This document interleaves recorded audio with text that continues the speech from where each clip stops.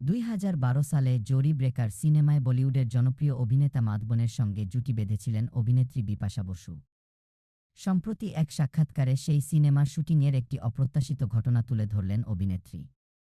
বিপাশা জানান, ছবিতে মাধবনের সঙ্গে একটি চুম্বনের দৃশ্য ছিল, যেটি করতে তিনি শুরুতে দ্বিধায় ছিলেন, কারণ মাধবনের স্ত্রী তার খুবই ঘনিষ্ঠ বন্ধু।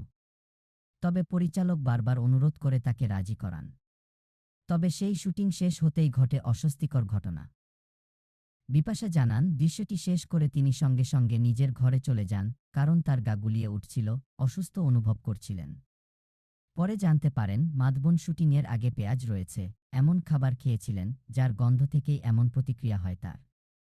বিপাশা আরও জানান, এমন গন্ধ শুটিংয়ের সময় তাকে দারুণ অস্বস্তিতে ফেলে দিয়েছিল। কোনো রকম শুটিং শেষ করতে হয়েছিল তাকে।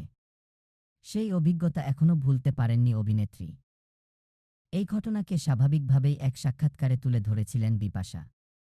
তবে তাদের সম্পর্কের উপর কোনো প্রভাব পড়েনি এ নিয়ে। মাধবনের সঙ্গে এখনও তার বন্ধুত্ব অটুট রয়েছে, আর তারা নিয়মিত যোগাযোগও রাখেন বলে জানান অভিনেত্রী।